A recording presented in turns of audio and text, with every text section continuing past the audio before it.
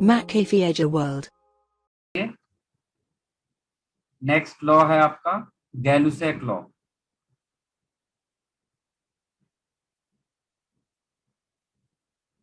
We can also call it pressure temperature law. Gay Lussac law और pressure temperature law, बिल्कुल ये Charles law की तरह ही चलता है। जैसे चार्ल्स लॉ के लिए आप लिखते हैं ना, for a fixed mass of an ideal gas pressure is directly proportional to the absolute temperature at constant volume. तो बस मैं यहाँ पे डायरेक्टली लिख रहा हूँ, pressure is directly proportional to the absolute temperature. Capital T लिखा है मतलब absolute temperature at constant volume and mole. तो फिर वापस से वही सब होगा जैसा हमने चार्ल्स लॉ में किया था, बिल्कुल चार्ल्स लॉ की तरह चलना है। पी यहाँ से प्रोपोर्शनलिटी साइन हटाया, हमने एक कांस्टेंट लिया, फिर अगर हमने वेरिएबल एक तरफ किए तो हमें मिलेगा पी बाई टी का जो रेशियो है वो ऑलवेज एक कांस्टेंट वैल्यू आता है। तो we can write it as P1 upon T1 is equal to P2 upon T2 if volume is constant. ठीक है, ग्राफ वगैरह बिल्कुल सारे वही आएंगे जो आपने वॉल्यूम के लिए बनाया, तो मैं वापस से वही सारे ग्राफ यहाँ पे ड्रॉ नहीं करने वाला। ठीक है, चलिए एक क्वेश्चन कर लेते हैं बस।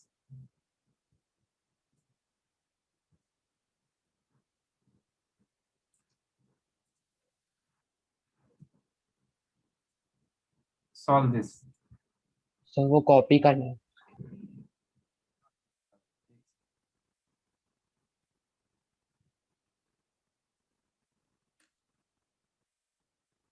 गैलुसेक लॉ और प्रेशर टेम्परेचर लॉ।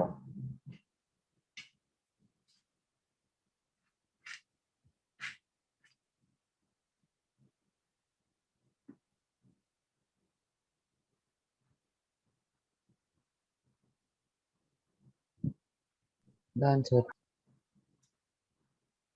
चलिए अब ये क्वेश्चंस कर लीजिए, ये वाला क्वेश्चन।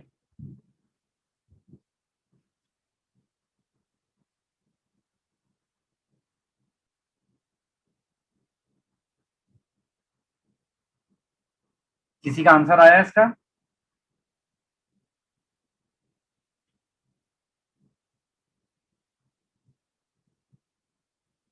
आप केल्विन में भी आंसर छोड़ दीजिए, केल्विन में निकाल के बता दीजिए।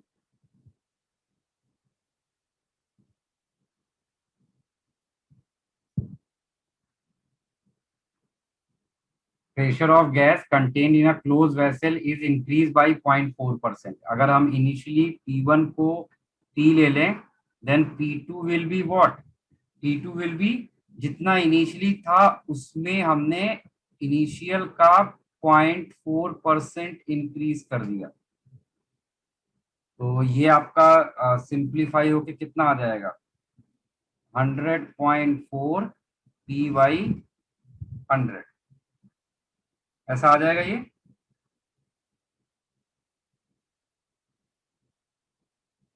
हाँ सर।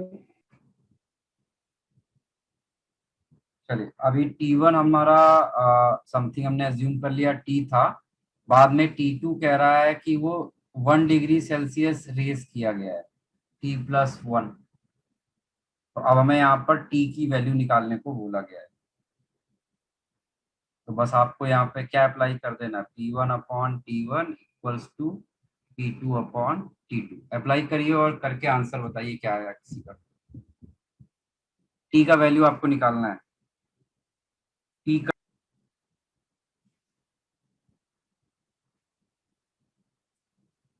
यहाँ से T बताइए कितना आया?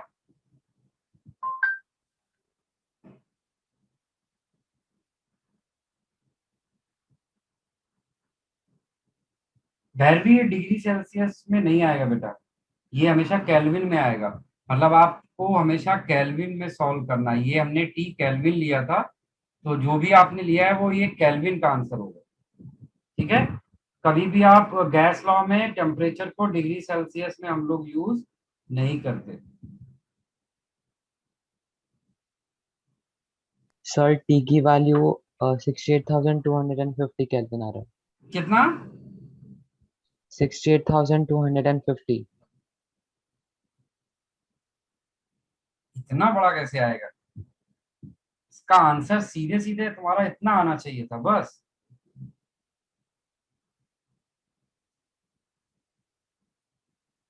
रॉन्ग किया तुमने, चेक करो। अभी भैरवी ने चेक सॉल्व भी किया, उसका भी 250 ही आया है।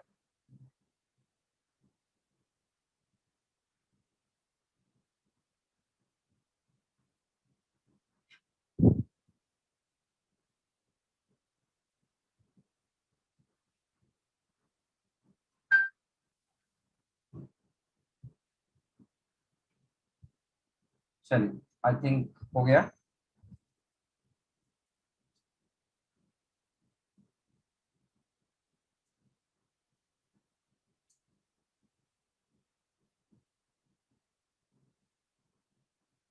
चलिए, इसके बाद अब इसके कुछ ग्राफ के बहुत अच्छे क्वेश्चंस आते हैं। हम लोग वो वाले क्वेश्चंस थोड़े से कर लेते हैं। ग्राफ बेस्ड क्वेश्चन कैसे आते हैं? ग्राफ बेस्ड प्रॉब्लम्स, आप यहाँ पे हेडिंग ले सकते हैं, ग्राफ बेस्ड प्रॉब्लम्स।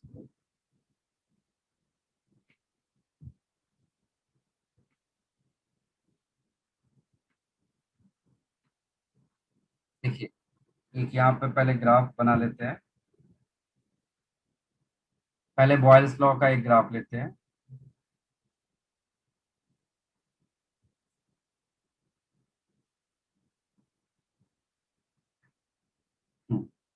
ये आपको ग्राफ दिया है।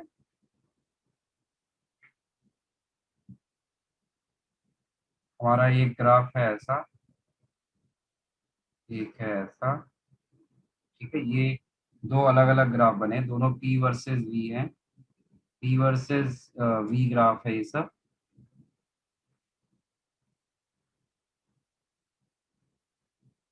ये ग्राफ T1 टेम्परेचर पे प्लॉट किया गया है, ये वाला T2 टेम्परेचर पर। ये T1 कौन टेम्परेचर पर है और ये T2 टेम्परेचर पर, ठीक है। और जब हमने ये ग्राफ प्लॉट किया है तो हमें ये T1 और T2 में बताना है कि which value is greater. T1 और T2 में से कौन सी वैल्यू ग्रेटर होगी, हमें ये कंपेयर करना है। तो पहले एक क्वेश्चन मैं सॉल्व कर रहा हूँ, आप इसको देखिए कैसे किया जाता है, फिर नेक्स्ट क्वेश्चन आप लोग करके बताना आगे वाले क्वेश्चंस। देखिए, जब भी इस तरह के क्वेश्चंस आते हैं कि एक ग्राफ में अलग अलग, जैसे बॉयल्स लॉ का ग्राफ है, अलग अलग टेम्परेचर के ग्राफ दे दिए गए और आपको टेम्परेचर बताना है कौन सा ग्रेटर है कौन सा लोअर है। इसका एक सिंपल सा मेथड होता है कि आप प्रेशर और वॉल्यूम, जो एक्स और वाई एक्सिस पे टर्म लिए गए हैं, उनमें से किसी एक को कांस्टेंट कर दीजिए। लेट अस सपोज मैंने यहाँ पर प्रेशर कांस्टेंट कर दिया। लेट अस सपोज मैंने यहाँ पर प्रेशर को कांस्टेंट कर दिया। कांस्टेंट कर देने का मतलब आप वॉल्यूम कितना भी बढ़ाइए, प्रेशर चेंज नहीं होगा, यानी इस लाइन पर प्रेशर कांस्टेंट है। तो जिस लाइन पे जब ये आपने क्या किया, प्रेशर को कांस्टेंट किया है। जब आप प्रेशर कांस्टेंट कर देते हैं तो जिस पॉइंट पर इस ग्राफ को उस कांस्टेंट वाले ग्राफ ने कट किया है, ठीक है, तो ये ग्राफ को जहां पर कांस्टेंट प्रेशर पे ग्राफ ने कट किया है, उस पॉइंट पर हमने वॉल्यूम निकाला, उसको हमने बोला V1। और इस वाले ग्राफ को कांस्टेंट प्रेशर पे जहां पर कट किया है, उसको हमने वॉल्यूम निकाला और बोला है V2, ठीक है। और आप देख सकते हैं कि वॉल्यूम इस डायरेक्शन में इंक्रीज कर रहा है, तो V2 will be greater than V1। V2 will be greater than V1। और आपको आइडियल गैस इक्वेशन याद होगी, हमने गैस उसमें मोल कॉन्सेप्ट में आपको बताया था, this is your ideal gas equation. यहाँ पर देखिए क्या क्या चीजें कांस्टेंट है। यहाँ पर प्रेशर कांस्टेंट है, मोल कांस्टेंट है और आर कांस्टेंट है। सिर्फ वेरिएबल क्या है, वॉल्यूम और टेम्परेचर फॉर दिस लाइन। तो अगर यहाँ से हम देख सकते हैं कि volume is directly proportional to T, यानी जो वॉल्यूम का ऑर्डर होगा वही टेम्परेचर का ऑर्डर होगा, तो answer will be T2 is greater than T1। समझा कैसे किया मैंने ये? हाँ सर। अच्छा, इसी चीज को आप चाहो तो कांस्टेंट उससे भी कर सकते थे, कांस्टेंट वॉल्यूम से भी सॉल्व कर सकते थे। बिल्कुल सेम चीज आप कांस्टेंट वॉल्यूम से भी सॉल्व कर सकते थे। देखो, मैं कांस्टेंट वॉल्यूम के लिए यही सेम ग्राफ बना रहा हूँ।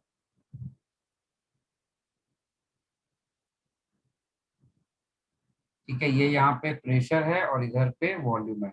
इस बार हमने वॉल्यूम कांस्टेंट रखा है, जो चीज कांस्टेंट रखा हमने ये वॉल्यूम है।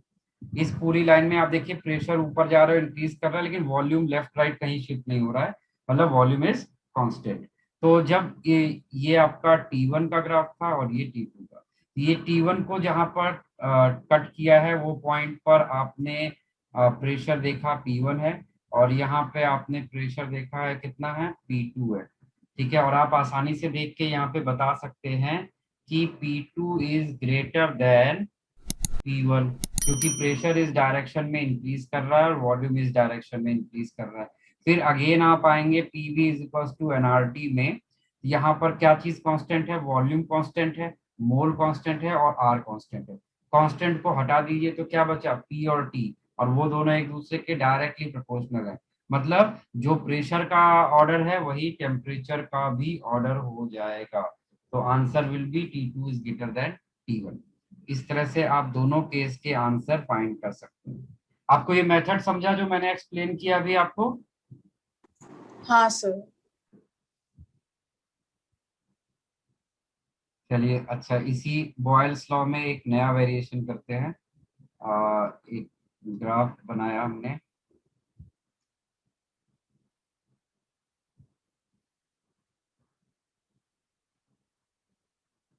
ग्राफ हम लोग बना रहे हैं यहाँ पर P वर्सेस 1/V का ग्राफ बना रहे हैं। तो एक बार अगर अपनी आप कॉपी में देखिए, P वर्सेस 1/V का ग्राफ कैसा आया था, स्ट्रेट लाइन आया था। ठीक है, तो इसका मतलब यहाँ पर अलग अलग स्ट्रेट लाइंस मिलेंगी। तो मैंने क्या किया, अलग अलग स्ट्रेट लाइंस ले लिया। ठीक है, ये स्ट्रेट लाइन के 3 ग्राफ हो गए। ये T1 टेम्परेचर पे ग्राफ है, ये T2 पे है और ये T3। आपको टेम्परेचर को डिक्रीजिंग ऑर्डर में अरेंज करना है। चलिए, सेम मेथड जो मैंने ऊपर एक्सप्लेन किया है उसी मेथड को बेस लेके इसमें आपको टेम्परेचर का ऑर्डर बनाना। बनाइए।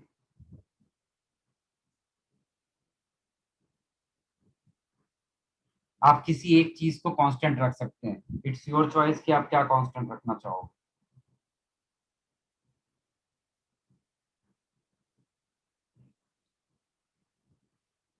जल्दी कर लो, फिर हम लोग ऐसे ही वॉल्यूम उसके लिए चार्ल्स लॉ के लिए भी ऐसे ही ग्राफिकल क्वेश्चंस करेंगे।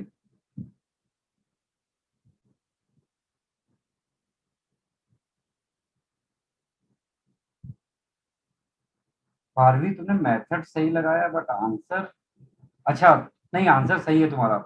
हमने जो T3 T2 T1 लिया है, तुमने कुछ और, जिसको हमने T3 लिया उसको तुमने T1 लिया है। करेक्ट है तुम्हारा, करेक्ट करेक्ट, सही है। तुमने मेथड को कैच कर लिया। चलिए देखिए, मैं करता हूं, आप लोग मैच करो। देखिए, आप किसी एक चीज को आपको कांस्टेंट करना है, कोई भी एक चीज कर लीजिए। मैंने यहाँ पर late us suppose pressure constant किया है। जब आपने प्रेशर को कांस्टेंट लिया है तो ये ग्राफ यहाँ पर कट हुआ, ये T3 का ग्राफ था, तो ये मैंने इसको बोला है 1/V3। और ये क्या है, T2 का है, तो इसको मैंने बोला है 1/V2। और ये क्या है आपका, T1 का है, तो इसको मैंने बोला है 1/V1। और आप यहाँ पर देख सकते हैं कि जो 1/V1 है वो सबसे लार्जर वैल्यू है, क्योंकि 1/V इस डायरेक्शन में इंक्रीज कर रहा है। तो 1/V1 सबसे लार्जर है, तो फिर उसके बाद 1/V2 है, और सबसे छोटा है आपका 1/V3। निर्मित, तुमने यहीं पे मिस्टेक किया है।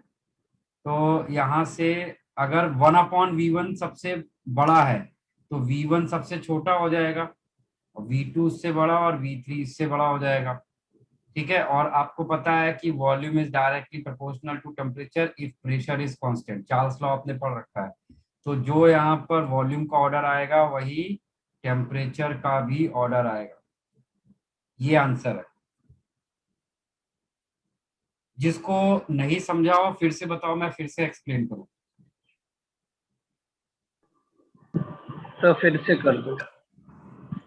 हाँ सर, फिर से। मैंने प्रेशर कांस्टेंट लिया, तो कांस्टेंट वाला ग्राफ इसको कहाँ पे कट किया है, इस पॉइंट पे। इस पॉइंट पे जो वॉल्यूम है उसको मैंने बोला 1/V3, इसको 1/V2 और इसको 1/V1। और 1/V का वैल्यू राइट साइड में इंक्रीज कर रहा है, तो यानी 1/v1 सबसे बड़ा है, फिर 1/v2 है और सबसे छोटा 1/v3 है। अगर 1/v1 बड़ा है तो इसका मतलब v1 क्या रहा होगा, सबसे छोटा रहा होगा। तो v1 सबसे छोटा है और v3 सबसे 1/v3 सबसे छोटा है, तो उसका उसके करस्पॉन्डिंग जो v3 होगा वो सबसे बड़ा होगा। तो v3 will be greater than v2 will be greater than v1। और जब प्रेशर कांस्टेंट होता है तो volume directly proportional to temperature होता है। तो हम यहाँ से कह सकते हैं कि जो वॉल्यूम का ऑर्डर है वही एग्जैक्टली टेम्परेचर का भी ऑर्डर बनेगा। चलिए एक क्वेश्चन इसी तरह का लेते हैं चार्ल्स लॉ से।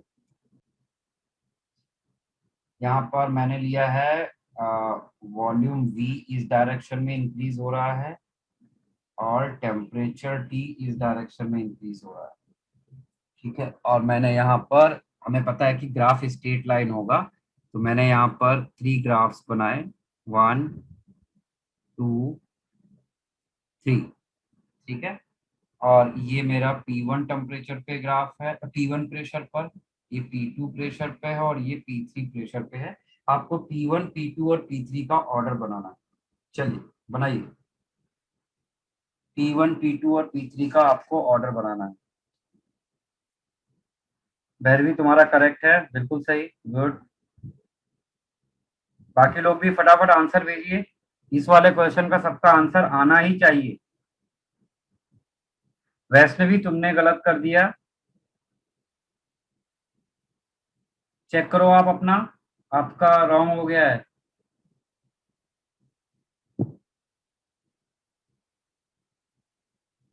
आप जानते हो आपने क्या मिस्टेक किया है? आपने मिस्टेक ये किया है कि आपने वॉल्यूम को कांस्टेंट लिया है, यहाँ पर वॉल्यूम कांस्टेंट लिया, तो ये पॉइंट पर जो वॉल्यूम होगा उसको बोला गया है, उस टेम्परेचर को T3, इस पॉइंट के टेम्परेचर को बोला गया है T2 और इस पॉइंट पर टेम्परेचर जो है उसको T1 बोला गया है। तो आपको ये नहीं समझ में आ रहा है यहाँ पर कि टेम्परेचर कौन से डायरेक्शन में बढ़ रहा है? इस डायरेक्शन में टेम्परेचर बढ़ रहा है, लेफ्ट टू राइट। तो लेफ्ट टू राइट अगर टेम्परेचर बढ़ रहा है तो T1 will be greater then T2 will be greater then T3 आएगा, और तुमने उल्टा लिखा हुआ है, तुमने लिखा हुआ है T3 greater than T2 greater than T1। कैसे पॉसिबल है वो? हाँ समझा मिस्टेक? हाँ सर, हाँ समझा गलती से। ऑल आंसर्स आर करेक्ट, सबने बिल्कुल करेक्ट ही भेजा है।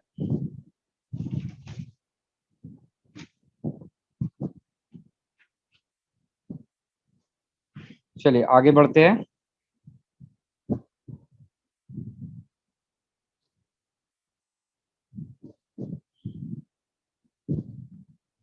इसके बाद आता है, नेक्स्ट है एवोगैड्रो लॉ।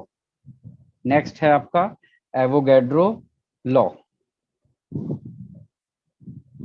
हेडिंग डालिए, next law is Avogadro law.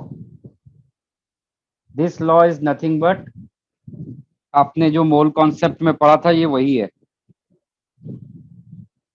आपने जो मोल कॉन्सेप्ट में पढ़ा था ये सब कुछ वही है।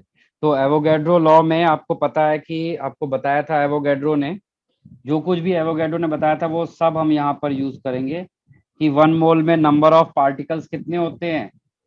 1 मोल में number of particles Avogadro number के बराबर होते हैं, है ना। और एसटीपी की कंडीशन क्या होती थी एवोगैड्रो पर? एसटीपी पे टेम्परेचर होता था 0 डिग्री सेल्सियस और प्रेशर कितना लिया जाता था? 1 atm और 1 बार, है ना। एसटीपी तो आपको पता है कि क्या होता है, स्टैंडर्ड टेम्परेचर एंड प्रेशर। उसके अलावा एक और स्टैंडर्ड होता है दैट इज कॉल्ड एसएटीपी। एसएटीपी का फुल फॉर्म होता है standard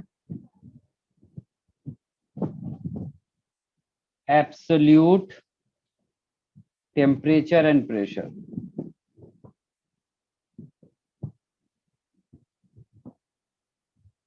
standard absolute temperature and pressure. Chemistry में आप ये दो चीजें ऑब्जर्व करेंगे, दो स्टैंडर्ड कंडीशन। अगर क्वेश्चन में कभी भी एसटीपी यूज करना होगा तो या तो क्वेश्चन में लिखा होगा कि एसटीपी और एनटीपी, या फिर वहां पर टेम्परेचर लिखा होगा 0 डिग्री सेल्सियस, प्रेशर 1 एटीएम, या तो ऐसे दिया होगा। या फिर एक दूसरा तरीका होता है कि आपको क्वेश्चन में इस तरह से लिखा होगा एट स्टैंडर्ड कंडीशन। तो जब स्टैंडर्ड कंडीशन बोला जाता है तो स्टैंडर्ड कंडीशन मतलब वो एसएटीपी बोल रहा है। तो एसएटीपी में जो टेम्परेचर होता है वो क्या होता है, room temperature 25 degree Celsius, and pressure हम कितना लेते हैं 1 बार। ठीक है, तो एसएटीपी को इस तरह से इंडिकेट किया जाता है। तो एसएटीपी में मेनली टेम्परेचर का डिफरेंस होता है। तो क्वेश्चन में एसएटीपी लिख के नहीं आएगा, वहां पर लिखा होगा स्टैंडर्ड कंडीशन। स्टैंडर्ड कंडीशन अलग चीज है और एसटीपी अलग चीज है। एसटीपी जब भी होगा तो वहां पर एसटीपी ही लिखेगा, लेकिन अगर स्टैंडर्ड कंडीशन होगी तो स्टैंडर्ड कंडीशन ये वर्ड वहां पर यूज करेगा। आगे जाके अभी आप थर्मोडायनेमिक्स, इलेक्ट्रोकेमिस्ट्री, एवरीवेयर ये सारे टर्म्स देखोगे, वहां पर आप एसटीपी कभी यूज नहीं करते, वहां पर हमेशा हम लोग स्टैंडर्ड कंडीशंस यूज करते हैं। चलिए, तो अब एवोगैड्रो का लॉ देखते हैं। Eight constant pressure and temperature, at constant pressure and temperature, volume is directly proportional to the mole n। ये सब कब है, at constant pressure and temperature। जब प्रेशर और टेम्परेचर कांस्टेंट होता है तब वॉल्यूम डायरेक्टली प्रोपोर्शनल टू मोल होता है। तो हम लोग यहां से कह सकते हैं कि V1 upon N1 is equal to V2 upon N2। But आपको रेयरली कभी इसका कोई क्वेश्चन करने के लिए आएगा, रेयरली। ठीक है, चलिए, तो ये आपका एक्चुअली मोल कॉन्सेप्ट है। तो आपको इसी एवोगैड्रो लॉ का मतलब है कि आपको एक बार मोल कॉन्सेप्ट याद करने के लिए बोला गया है, एक बार रिवाइज कर लो with the help of Avogadro law. चलिए, अब आते हैं हम लोग आइडियल गैस इक्वेशन। सबसे इंपॉर्टेंटली ये नोट किया आपने,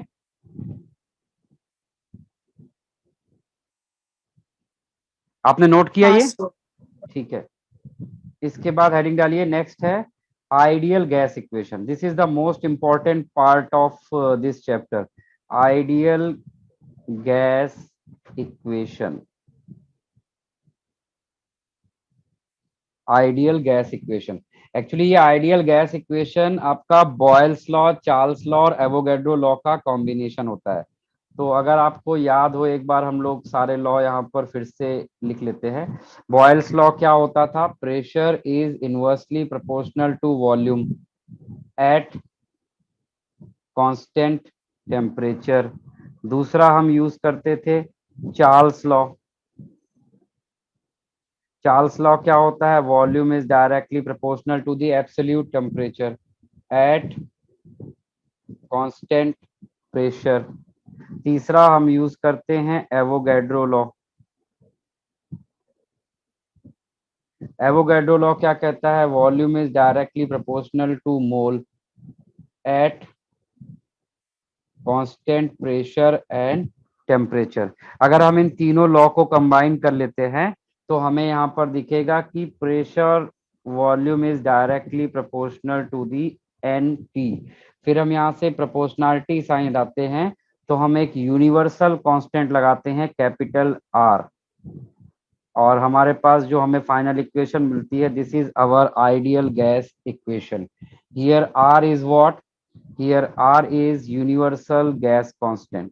आर को हम क्या बोलते हैं, यूनिवर्सल गैस कांस्टेंट। देखिए, कांस्टेंट और यूनिवर्सल कांस्टेंट में क्या डिफरेंस होता है।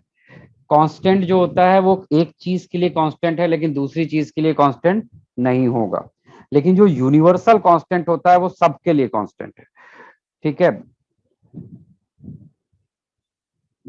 तो आर एक यूनिवर्सल गैस कांस्टेंट है।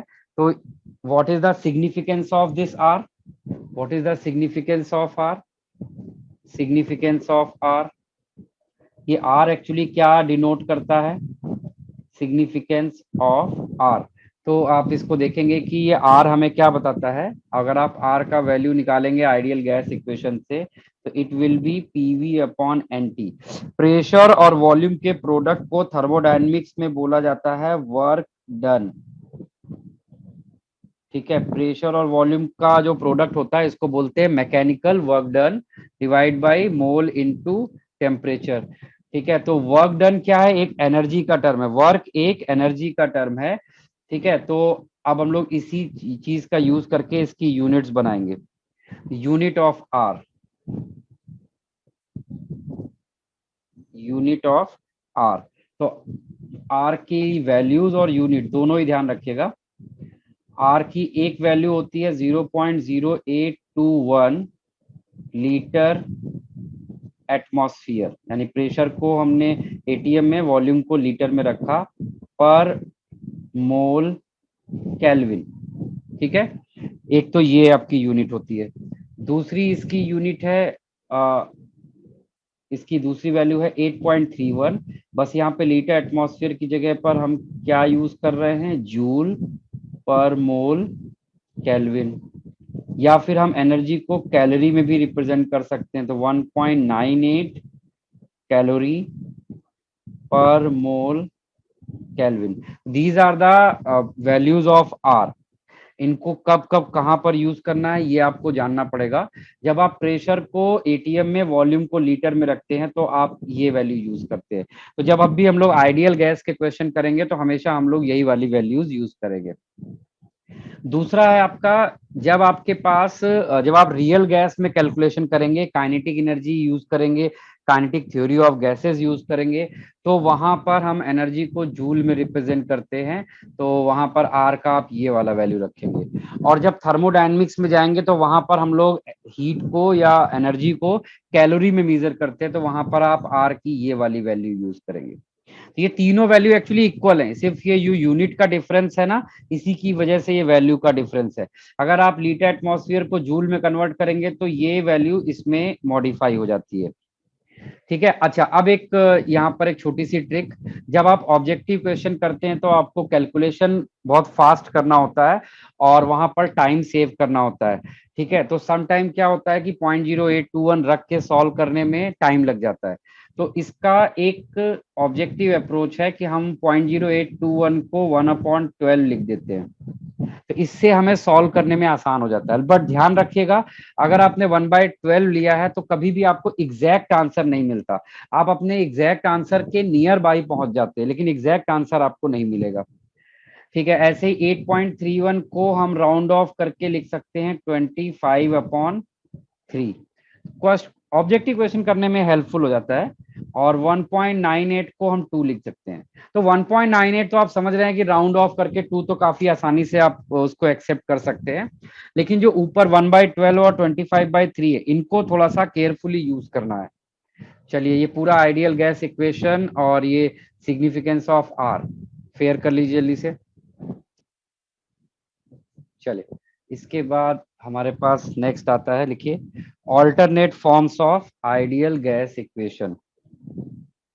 Alternate forms of ideal gas equation, या फिर कह सकते हैं various other forms of ideal gas equation.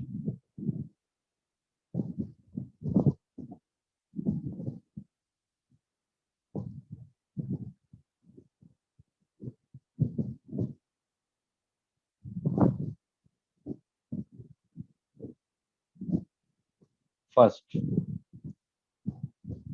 देखिए, आपको पता है कि PV इक्वल्स टू होता है nRT। तो यहां से अगर आप कांस्टेंट एक तरफ करें और वेरिएबल एक तरफ करें तो आपको देखेगा कि PV/NT इज इक्वल्स टू आ जाता है R, दैट इज कांस्टेंट। तो अगर अलग अलग प्रेशर, वॉल्यूम, मोल और टेम्परेचर की कंडीशन दी हो तो हम आइडियल गैस इक्वेशन को ऐसा लिख सकते हैं, P1V1/N1 T1 is equals to P2V2/N2 T2, and that is equals to what? Constant R, ऐसा लिख सकते हैं। ठीक है, this is one of the form of ideal gas equation जो आप क्वेश्चन सॉल्व करने में यूज करते हैं। अब अगर आप इस इक्वेशन को याद रखते हैं तो आपको कोई भी लॉ याद रखने की जरूरत नहीं है। क्यों? कि इफ, अगर मैंने आपसे बोला कि if mole and pressure is constant, mole और प्रेशर, तो जो चीज कांस्टेंट है ना उसको आप इसमें पिक्चर में से गायब कर दीजिए, तो आपके पास क्या बचेगा, V1 upon T1 equals to V2 upon T2। ठीक है, दूसरा है आपके पास if mole and volume is constant, तो क्या होगा? वॉल्यूम और मोल का टर्म उड़ा दीजिए, तो आपके पास इक्वेशन क्या बची? P1 upon T1 equals to P2 upon T2। If आपके पास mole and temperature is constant, तो आपके पास क्या इक्वेशन बचती है? मोल और टेम्परेचर का टर्म हटा दीजिए, बॉयल्स लॉ आ गया, P1 V1 is equals to P2 V2। समझा? ऐसे ही if pressure and volume is constant, pressure और वॉल्यूम अगर कांस्टेंट हो जाए आपका, तो क्या बचेगा आपके पास? सिर्फ N1 T1 equals to N2 T2। तो ये सब क्या है? Various alternate forms of ideal gas equation हो जाएंगे, अगर आप इसको याद रख सकते हैं तो ये पहला आपका पार्ट है, फर्स्ट। नोट कर लीजिए इसको, फर्स्ट फॉर्म। चलिए, इसके बाद इसका सेकेंड फॉर्म होता है if density of gas is given. तो आप डेंसिटी को क्या लिख सकते हैं? डेंसिटी को मैंने डी से इंडिकेट किया है, आप इसको रो से भी इंडिकेट कर सकते हैं। डेंसिटी इज इक्वल टू होता है मास अपॉन वॉल्यूम। ठीक है, तो अब जरा आइडियल गैस इक्वेशन के पास चलते हैं। पीवी इज इक्वल टू होता है एन आर टी। एन को आप क्या लिख सकते हैं? वेट अपॉन मॉलिक्यूलर वेट लिख सकते थे ऐसा। ठीक है, हमने वॉल्यूम का टर्म इधर ट्रांसफर किया, तो ये क्या बन जाएगा? W upon V M R T. और W बाई वी को आप क्या लिख सकते हैं? डेंसिटी। तो D by M R T. तो ये आपका डेंसिटी के टर्म्स में आइडियल गैस इक्वेशन आपको मिल जाएगी। Ideal gas equation in terms of density, P is equal to D by M R T.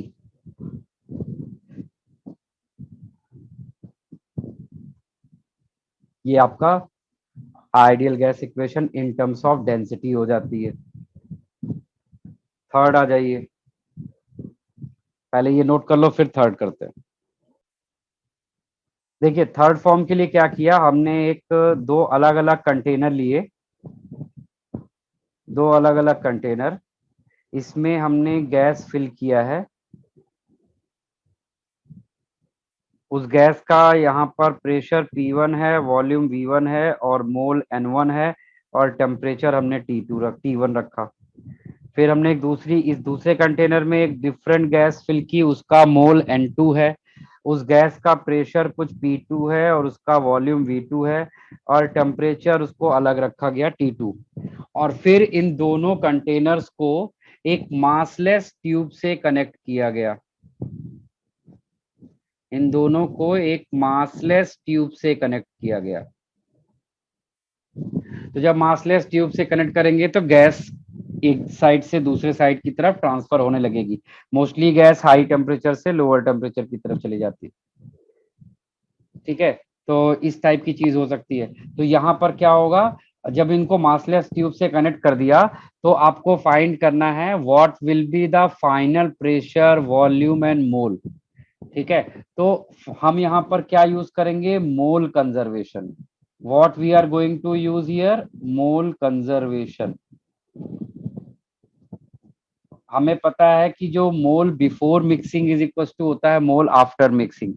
तो N1 plus N2 equals to आता है N। Mole before mixing is equals to mole after mixing. N1 plus N2 equals to आएगा N। और आपको पता है PV equals to होता है nRT। तो N की वैल्यू क्या हो गई? PV upon RT। तो N1 की जगह पर हम क्या लिख सकते हैं? P1 V1 upon RT1 plus N2 की जगह पर हम क्या लिख सकते हैं? P2 V2 upon RT2। और ये N क्या है? ये है फाइनल मोल। फाइनल मोल और मोल ऑफ मिक्सचर। तो हम मोल ऑफ मिक्सचर क्या लिख सकते हैं, फाइनल प्रेशर हमने अज्यूम कर लिया P है, फाइनल वॉल्यूम V है, और यहाँ पे फाइनल टेम्परेचर हमने अज्यूम कर लिया T है। तो आपको ये इक्वेशन ऐसी दिखेगी। आप इसमें से देखिए R कट कर सकते हैं, तो आपको फिर फाइनली इक्वेशन मिल जाएगी P1 V1 upon T1 plus P2 V2 upon T2 equals to PV upon T। आप ये वाली इक्वेशन यूज कर सकते हैं फॉर प्रॉब्लम सॉल्विंग पर्पस। जब भी आपको इस तरह की सिचुएशन हो, आप हमेशा ये इक्वेशन यूज करेंगे, और जो चीज यहाँ पर कांस्टेंट रखी गई होगी उसको आप फॉर्मूले से गायब कर दीजिए। Late us suppose temperature constant है, आपने टेम्परेचर का टर्म यहाँ से हटा दिया, तो बचेगा क्या, P1 V1 plus P2 V2 plus to PV। Let us suppose यहाँ पर प्रेशर कांस्टेंट है, तो क्या बचेगा, V1 upon T1 plus V2 upon T2 equals to volume upon temperature. समझा? तो ये हमारे पास आइडियल गैस हाँ। इक्वेशन के ऑल्टरनेट फॉर्म्स आ गए। अब हमें क्या करने हैं, अब हमें क्वेश्चंस करने हैं। अब सिर्फ एक ही काम रह गया है, solve as many as different types of questions. जितने ज्यादा वैरायटी में हम क्वेश्चन करेंगे उतना अच्छा रहेगा। पहले आप ये कॉपी कर लो, फिर हम लोग क्वेश्चन करने की तरफ चलते हैं। कॉपी हो गया? हाँ सर। चलिए अब कुछ क्वेश्चंस करते हैं। मैं क्वेश्चन आपको दे रहा हूं, आप लोग करना शुरू करिए।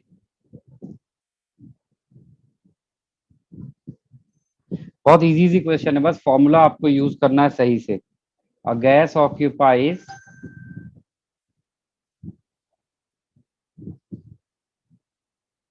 300 ml at 27 degrees Celsius and 730 millimeter pressure. What would be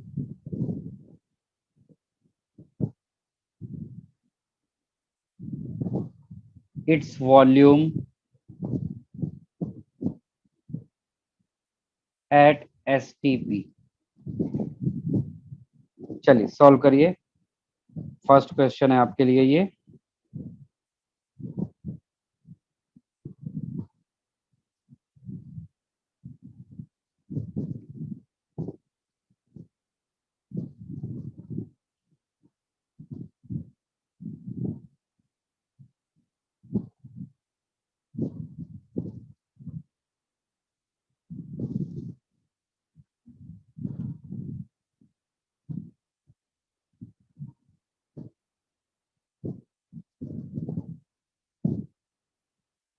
बहुत इजी क्वेश्चन से आप फटाफट कर पाएंगे, आपको ज्यादा टाइम नहीं लगेगा।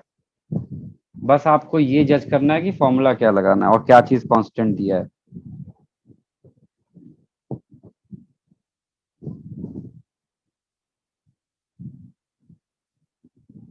Calculate weight of methane gas in a 9-liter cylinder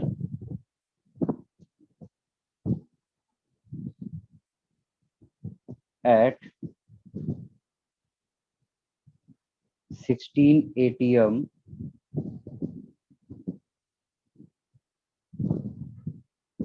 and 27 degrees Celsius.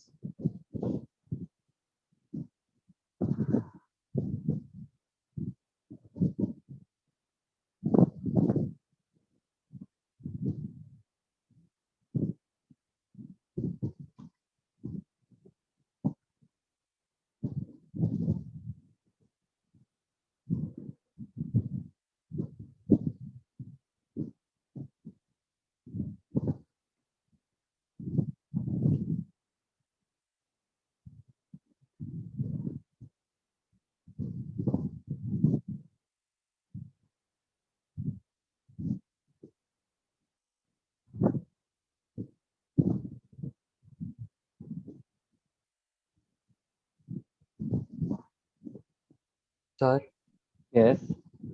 Sir temperature को केल्विन में कन्वर्ट करना पड़ेगा ना? ऑलवेज ऑलवेज टेम्परेचर कभी भी आप डिग्री सेल्सियस में यूज नहीं करेंगे गैसीय स्टेट में।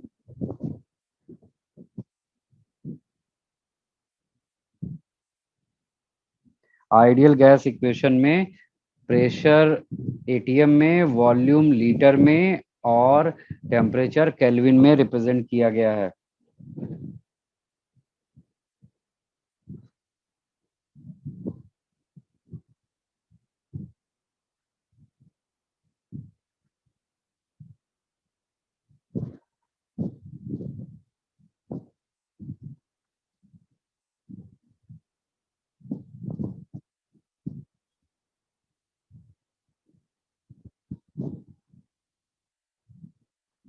चलिए पहले इतने क्वेश्चंस कर लेते हैं, फिर उसके बाद बाकी क्वेश्चंस की तरफ चलेंगे।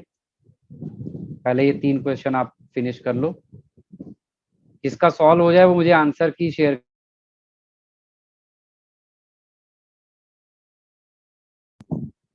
जिन लोगों ने ये तीनों क्वेश्चन कर लिए वो लोग नेक्स्ट क्वेश्चन करें।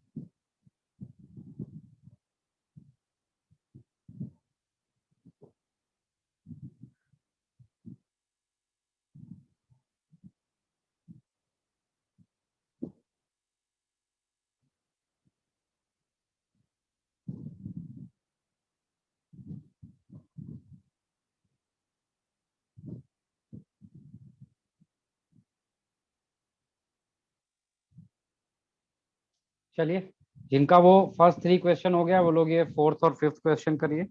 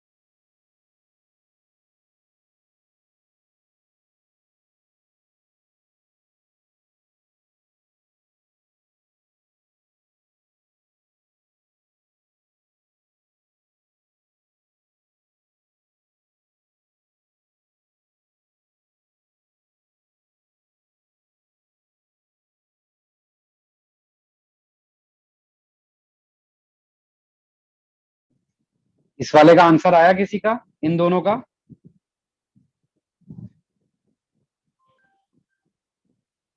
सर सर फोर्थ का आया। क्वेश्चन का आया, लेकिन I am trying to 5 now.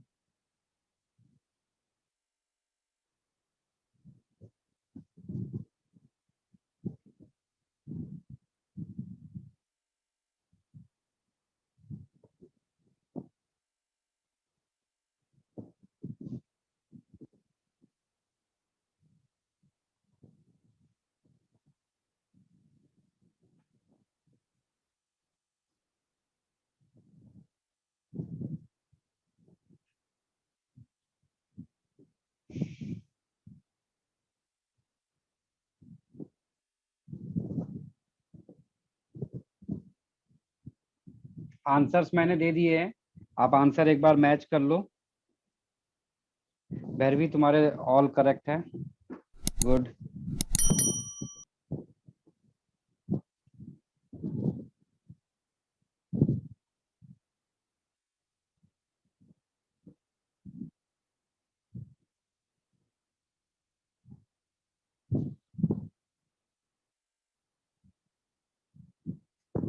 चलिए जी, आप लोग ये फिफ्थ कर रहे हैं, तब तक मैं नेक्स्ट क्वेश्चन लिख देता हूँ।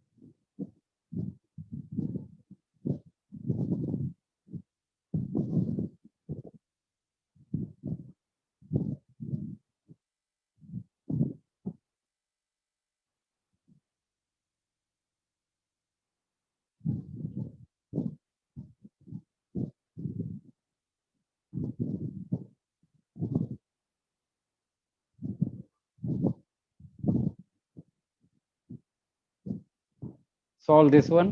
जिसका हो गया है फिफ्थ वाला, वो लोग सिक्स क्वेश्चन को सॉल्व करें।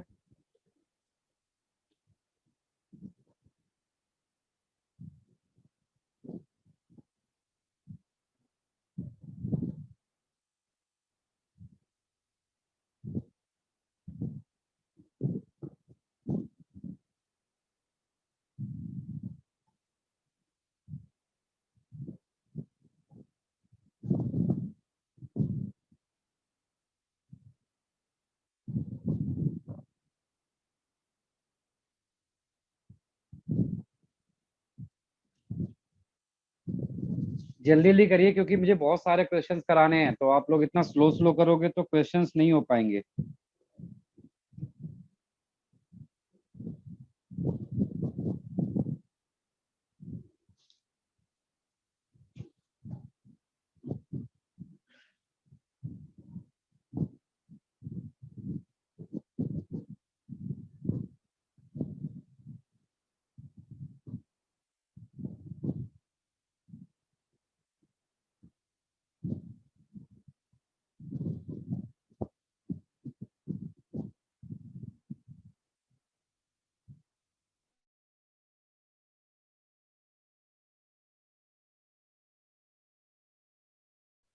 फिफ्थ वाले क्वेश्चन में तुम्हें गैस का वॉल्यूम दिया हुआ है और गैस वाटर के ऊपर कलेक्ट होगी, तो वाटर के ऊपर गैस भी होती है और वाटर की वेपर भी होती है। ठीक है, तुम्हें उस जो गैस ऊपर कलेक्टेड है उसका टोटल प्रेशर दिया है 744। उसमें से लिक्विड वाटर का वेपर प्रेशर अगर रिमूव कर दोगे तो you will get the pressure of gas.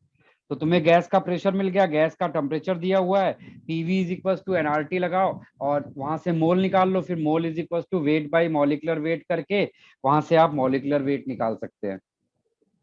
समझा? हाँ सर।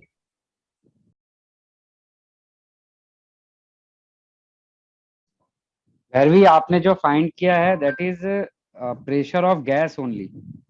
ठीक है, अगर आप बॉटल के ऊपर बाहर से एटमॉस्फेयर का प्रेशर भी तो लग रहा होगा, तो टोटल प्रेशर कितना हो जाएगा? गैस का प्रेशर प्लस एटमॉस्फेरिक प्रेशर। तो एटमॉस्फेयर का प्रेशर कितना होता है? 1 एटीएम। तो आपने जो भी फाइंड किया उसमें 1 ऐड कर दो। समझा?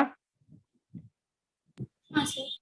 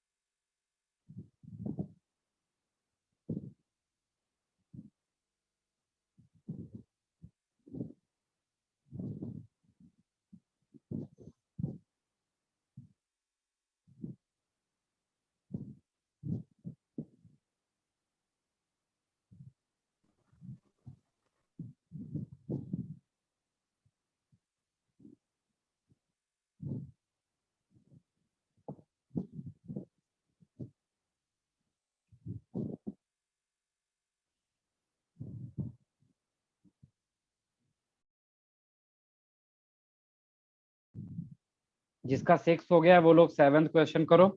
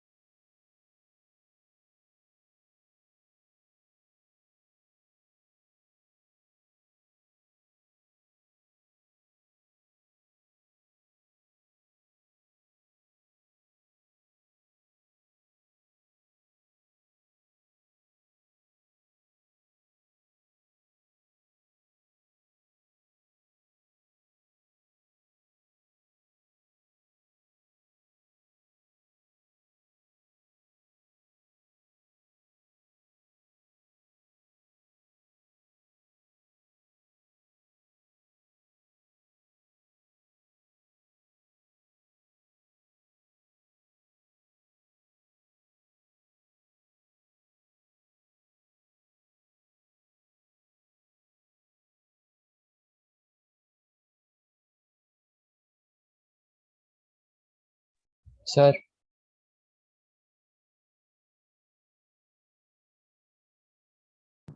हाँ बोलो, सर सेवेंथ में डाउट है। पूछो। सर अगर टेम्परेचर बढ़ रहा है तो मतलब एयर एस्केप क्यों करेगी? टेम्परेचर बढ़ता है तभी तो गैस एस्केप करती है, उसकी काइनेटिक एनर्जी बढ़ जाती है।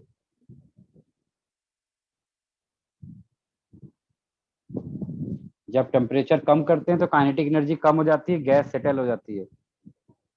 तो कोल्ड ड्रिंक सर में बट बॉटल आपने देखा है, कोल्ड ड्रिंक की बोतल में कोल्ड कंडीशन पर आप उसको फिल करते हैं। कभी आपने हॉट ड्रिंक सुना है कभी?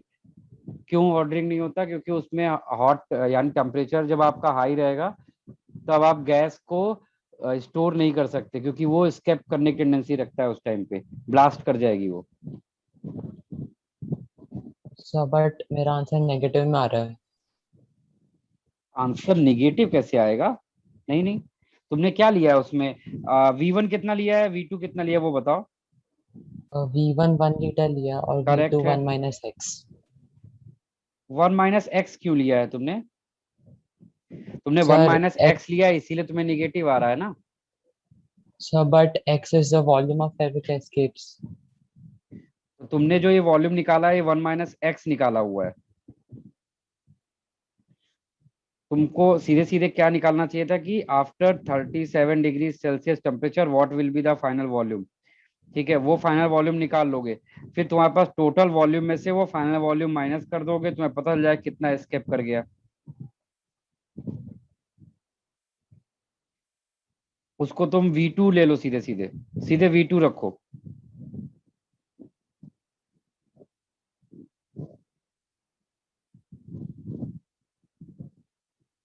तो V2 पर गैस का वॉल्यूम निकालो, तो तुमको अपने आप उसके बाद आंसर दिखने लग जाएगा।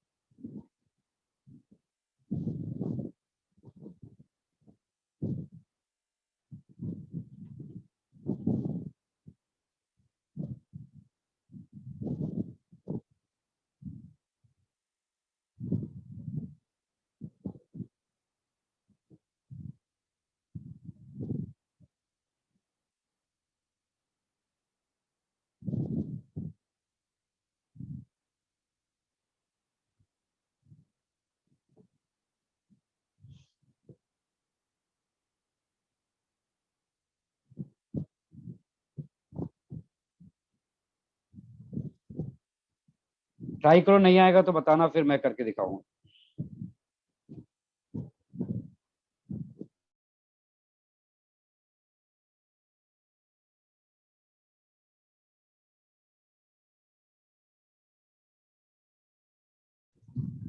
वैष्णवी, अर्जुन, आप लोग आंसर नहीं सेंड कर रहे हो। कुशाग्र, आपने भी सेंड नहीं किया आंसर। हाँ सर करता हूँ।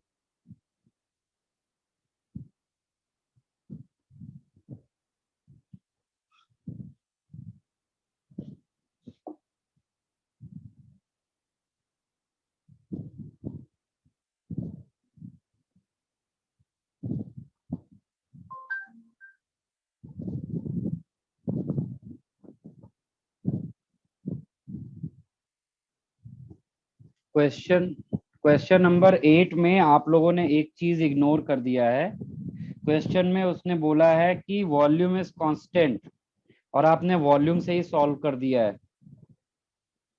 भैरवी, निर्मित, आप दोनों ने ही क्वेश्चन में देखिए उसने क्लियरली लिखा है 8th वाले में वॉल्यूम ऑफ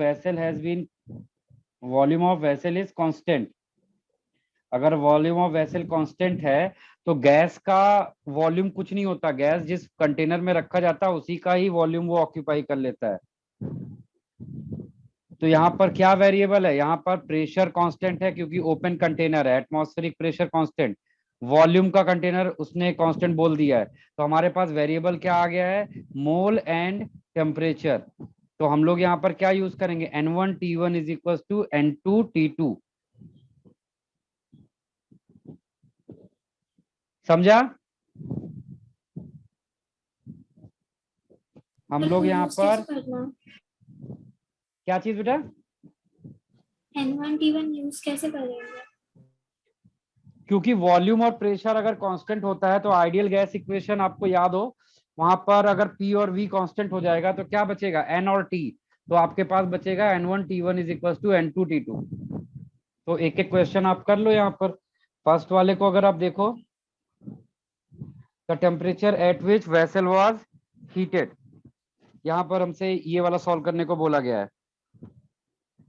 तो इनिशियली टेम्परेचर हमारे पास कितना था, 27 डिग्री सेल्सियस।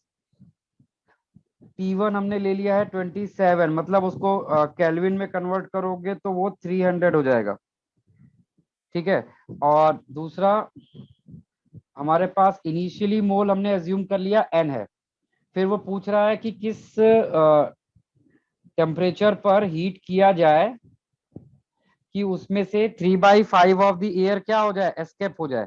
तो अगर 3/5 एयर एस्केप हो जाएगी तो N2 क्या होगा, N में से 3/5 ऑफ N, तो कितना बचेगा यहाँ पर 2N/5। अब हम फॉर्मूला लगाएंगे N1T1 is equal to N2T2 as pressure and volume is constant, it is given in question. तो आप N1 की जगह पर N रख दीजिए, T1 की जगह पर 300, N2 की जगह पर 2N/5 एंड T2 की जगह पर T2 रख दिया। तो यहां से आपको T2 मिल जाएगा कितना, 750 केल्विन। ये फर्स्ट वाला पार्ट हो गया। अब सेकंड वाले पार्ट में कह रहा है the air escaped out if vessel is heated to 900 kelvin. अब आपसे वहां पर N2 निकालने को बोला जा रहा है और T2 दिया हुआ है। आपके पास N1T1 सेम है, N1 की जगह पर N रखिए, T1 की जगह पर 300 और N2 आपको फाइंड करना है और T2 इस बार आपको 900 दे दिया गया। तो यहां से आपके पास फाइनली कितनी एयर बची है, N2। N2 का वैल्यू निकालिए, तो N2 का वैल्यू आपको कितना आ रहा है यहाँ पर N/3।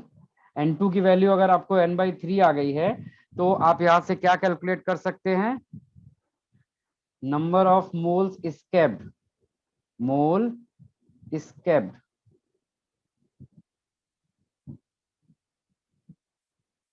टोटल N था, N में से N/3 बचा है, इसका मतलब कितना एस्केप हो गया, 2N/3 एस्केप हो गया। This will be the answer in second part. और थर्ड में क्या कह रहा है, the temperature at which half of the air escape out. अब इस बार N2 आपको N/2 लिखने को बोल रहा है और टेम्परेचर आपको फाइंड करना है, N2 is N/2 and T2 आपको फाइंड करना है। तो यहाँ पर हम क्या करेंगे, यहाँ पर हम अगेन फिर से वही बिल्कुल N1T1 तो फिक्स है, सिर्फ N2 आपको दे दिया है, इस बार कितना है N/2 और T2 कितना है फाइंड करने को बोला है। तो T2 will be how much, 600 kelvin. इस तरह से आपका ये 8th वाला क्वेश्चन सॉल्व होगा। चलो 8th वाले का बिल्कुल एक और क्वेश्चन मैं सेम देता हूं, तो वो वाला आप लोग करने की कोशिश करो। An open flask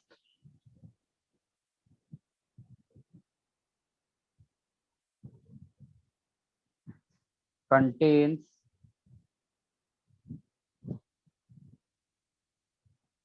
air at 27 degree Celsius. Calculate temperature at which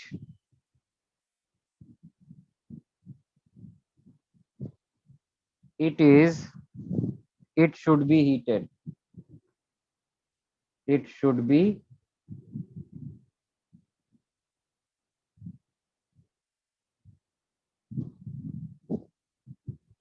heated so that a part 1/3 of air measured at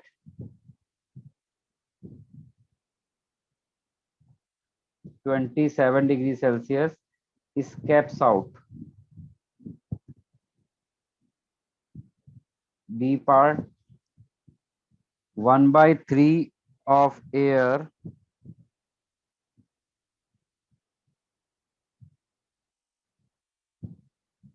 measured at final temperature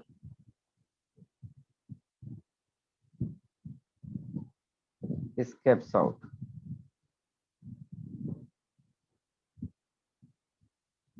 ये वाला करो.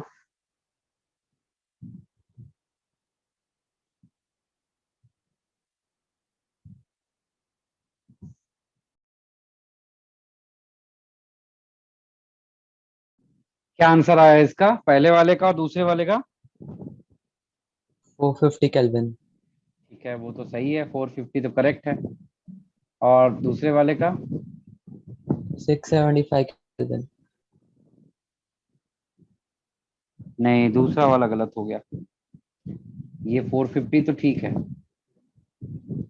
बट ये वाले में आपने क्वेश्चन में देखिए, पहले कह रहा है an open flask containing air at 27 degree Celsius, calculate the temperature at which it should be heated, so that first part आपने कर लिया। सेकेंड पार्ट कह रहा है 1/3 of the air measured at final temperature escape out, measured at final temperature escapes out। ये line को आप देखिए, ये आपका पहला 1/3 जो था वो बोला था कि 27 डिग्री सेल्सियस के रिस्पेक्ट में कैलकुलेट करने को बोल रहा था, बट यहाँ पर किसके रिस्पेक्ट में कैलकुलेट करने को बोल रहा है? फाइनल टेम्परेचर के लिए। ठीक है, तो इस वाले क्वेश्चन में यहाँ पर जो नया टेम्परेचर है उसको एज्यूम कर लो T केल्विन है, और T केल्विन पे मोल एज्यूम कर लो N है। नया टेम्परेचर पर T केल्विन ले लो और उस पे, या फाइनल टेम्परेचर को T केल्विन ले लो और उस वक्त जो मोल है उसको बोल दो कि N है। तो यहाँ पर एक तो बन जाएगा आपका N इंटू टी। ठीक है, और दूसरी तरफ क्या कह रहा है? 1/3 एयर स्केप हुई थी, यानी इनिशियली पहले कितनी थी? पहले N थी, उसमें N/3 और आ गई। ठीक है, और टेम्परेचर शुरू में कितना दिया हुआ था? 300। तो हमें ये T निकालने को बोला गया है यहाँ पर, फाइनल टेम्परेचर। तो फाइनल टेम्परेचर आपका यहाँ से कितना आएगा? ये आएगा सॉल्व करके 400 केल्विन। ये यहाँ से सॉल्व करके 400 केल्विन आएगा। किसी का भी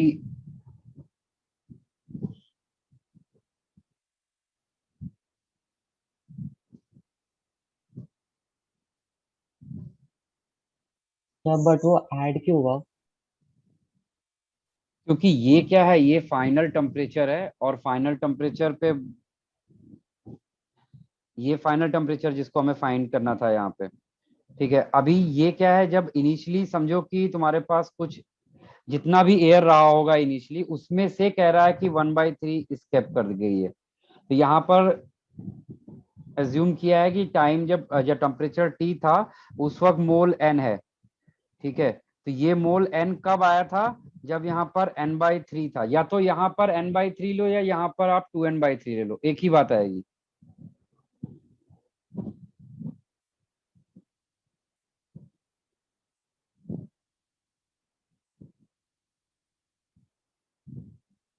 लैंग्वेज थोड़ा उतना अच्छे से लिखा नहीं है उसने, वो उतना क्लैरिटी नहीं देता। 1/3 of the air measured at final temperature escape out.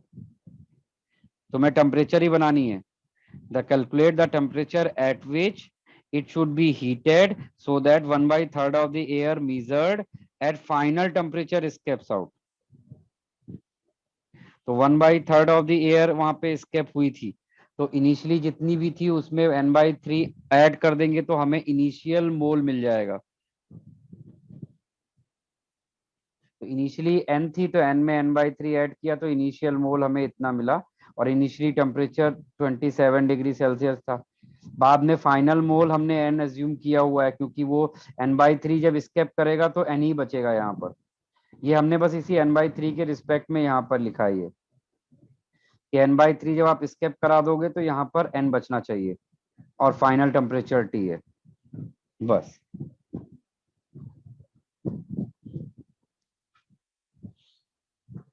चलो, इन सब क्वेश्चंस में जितने भी आप क्वेश्चंस कर रहे थे, इन सब में आपको कोई भी मल्टीपल चीजें थिंक नहीं करनी थी, आपके पास हमेशा एक ही चीज आ रही थी।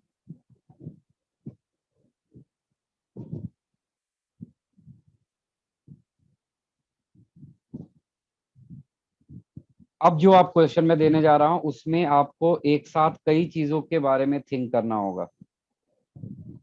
इन सब क्वेश्चंस में तो आपको बस एक फॉर्मूला और एक ही स्टेप में सॉल्विंग थी, बस कैलकुलेशन था।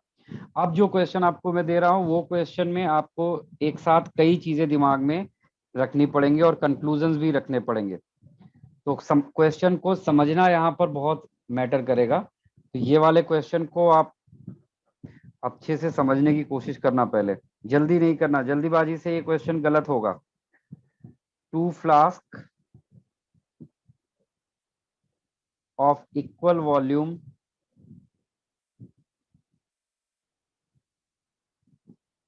connected by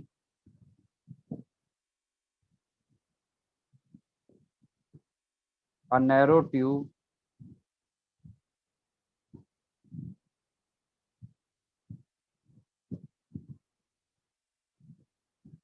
of negligible volume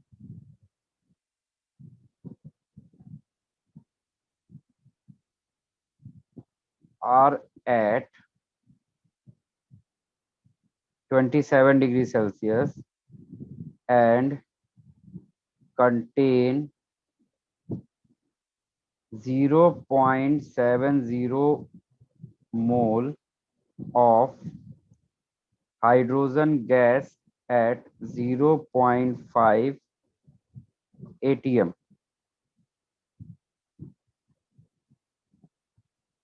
One of the flasks is then immersed into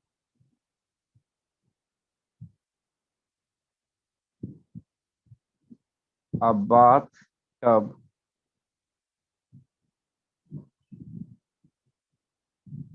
kept at 127 degrees Celsius, while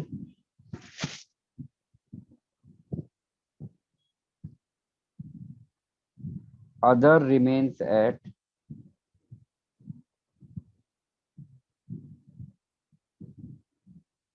27 degrees Celsius. Calculate the final pressure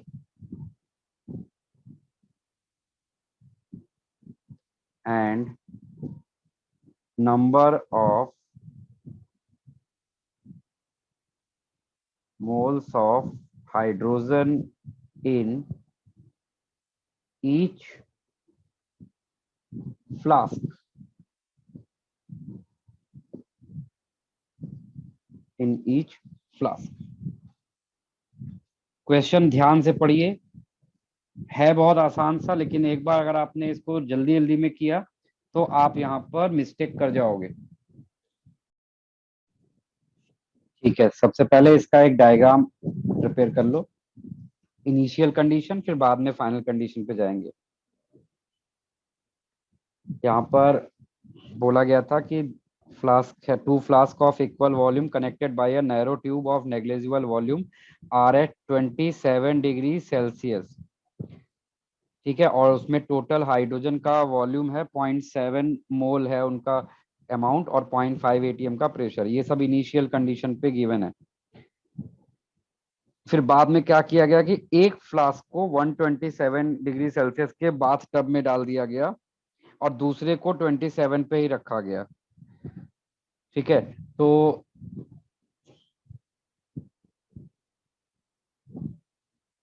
ये एक है और ये दूसरा, इन दोनों को कनेक्ट किया गया था। ये फर्स्ट है और ये वाला सेकंड है। ये वाला 27 डिग्री सेल्सियस है और ये वाला 127 डिग्री सेल्सियस। ठीक है, तो जब दोनों इक्वल टेम्परेचर पे थे, जब दोनों इक्वल टेम्परेचर में थे, तो दोनों के पास नंबर ऑफ मोल कितने कितने डिस्ट्रीब्यूट हुए रहे होंगे, इक्वल मोल रहे होंगे, 0.35 है ना। फिर जब टेम्परेचर आपने इधर 127 कर दिया तो मॉलिक्यूल्स की काइनेटिक एनर्जी बढ़ेगी, तो ये अपनी एनर्जी, ये अपने मोल्स क्या करेगा, शिफ्ट करेगा उधर। क्लियर, और ये जितने मोल शिफ्ट करेगा इधर उतने ही मोल इंक्रीज होंगे। क्लियर है, तो जब आप इनको अलग अलग टेम्परेचर पे रखोगे तो कंटेनर के अंदर मोल्स का ये आपको डिस्ट्रीब्यूशन मिलेगा, है ना। तो यहाँ पर आपने इस पूरे के लिए प्रेशर कांस्टेंट है, वॉल्यूम कांस्टेंट है, सिर्फ क्या वेरिएबल है, मोल और टेम्परेचर। तो हम लोग यहाँ पर लिख सकते हैं N1T1 is equal to N2T2। N1 है आपका 0.35 plus N into 27 degree Celsius को केल्विन में कन्वर्ट कर दो, और N2 हो गया 0.35 माइनस N, और इधर से उसको T2 में कन्वर्ट कर दो। तो यहाँ से आपने क्या किया, N का वैल्यू फाइंड किया। तो यहाँ से जब आप N सॉल्व करोगे तो वो आता है 0.05। एक बार अगर आपको N आ गया तो अब आप क्या कर सकते हैं, अब आप इनमें इनके एग्जैक्ट एक्चुअल मोल निकाल सकते हैं। तो इसमें इनके एक्चुअल मोल कितने आ गए, 0.40, और इधर आ जाएगा 0.30। टोटल मोल देखो अभी भी 0.70 ही है। ठीक है, अब हमें क्या निकालना था, फाइनल प्रेशर। फाइनल प्रेशर निकालना है, तो फाइनल प्रेशर कैसे निकालेंगे हम लोग। फाइनल प्रेशर के लिए आपके पास क्या फॉर्मूला होगा, PV is equal to NRT। हम लोग फॉर्मूला क्या लगाएंगे, फाइनल प्रेशर को हमने लिखा P new into total volume कितना हो जाएगा, इसका V वॉल्यूम था और इसका भी V वॉल्यूम था, टोटल वॉल्यूम हो जाएगा 2V equals to N। N आपके पास टोटल दिया हुआ है, टोटल N है 0.7, R का वैल्यू 0.0821, और टेम्परेचर आपको किसी भी इनिशियल कंडीशन पे अगर चलते हैं तो 300 है, किसी एक कंटेनर के लिए अगर आपने ले लिया। ठीक है, यहाँ पर आपके सामने अभी एक वेरिएबल और दिख रहा है आपको, वॉल्यूम। तो पहले हमें क्या करना पड़ेगा, वॉल्यूम फाइंड करना पड़ेगा। अब वॉल्यूम कैसे मिलेगा, वॉल्यूम आपको इनिशियल कंडीशन से मिल जाएगा। अगर आप इनिशियल कंडीशन पे जाओगे और इनिशियल कंडीशन से सॉल्व करोगे तो वहां से आपको क्या मिल जाएगा, वॉल्यूम मिल जाएगा। तो इनिशियली कंडीशन पे, इनिशियल कंडीशन में आपको प्रेशर वाज गिवन, प्रेशर कितना था 0.5, वॉल्यूम तब भी 2V था, वॉल्यूम तो चेंज नहीं हो रहा, और मोल भी चेंज नहीं हुआ, R का वैल्यू भी वही रहेगा और टेम्परेचर भी वही है। तो यहाँ से पहले हम लोग V निकालेंगे। तो इसको जब आप सॉल्व करोगे तो it will give you 17.24 litre, यहाँ से V मिल गया। अब इस V को उठाकर आप इस P न्यू वाली कंडीशन में रख दोगे और यहाँ से आप P न्यू निकाल दोगे। तो आपने ये V का वैल्यू उठाकर यहाँ पर रखा तो हमको P न्यू मिलेगा, P new into 2 into 17.24 equals to 0.7 into 0.0821, और टेम्परेचर कितना है 300। तो हम लोग यहाँ से न्यू प्रेशर कैलकुलेट कर सकते हैं, दैट विल बी 0.5714 ATM। समझा कैसे करना था।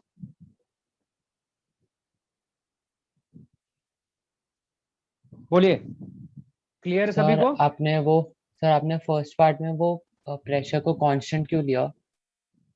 अरे इनिशियली जब कंडीशन थी यहाँ पर, इसका ओवरऑल प्रेशर तो कांस्टेंट ही रहता है ना। ओवरऑल प्रेशर क्या है, पी न्यू।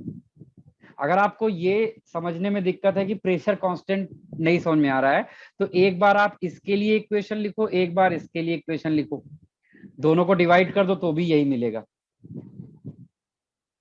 क्योंकि टोटल प्रेशर क्या होता है, ये दोनों कनेक्टेड है ना, तो इनका ओवरऑल प्रेशर तो फिक्स रहेगा, ओवरऑल वॉल्यूम भी फिक्स है। सिर्फ क्या वेरी कर रहा है, इनके मोल्स और इनके टेम्परेचर। समझा? हाँ सर। अगर इससे समझने में दिक्कत हो तो आप एक इक्वेशन इसके लिए लिख लो, एक इक्वेशन इसके लिए लिख लो, ठीक है, और उसमें उठाकर आप ये वैल्यू रख दीजिए, तो आपको दिखेगा कि पी न्यू और 2v तो दोनों में कॉमन होगा, कट जाएगा, और आपको यही दोनों इक्वल मिल जाएंगे, n1 t1 is equal to n2 t2, r भी कट जाएगा आपका।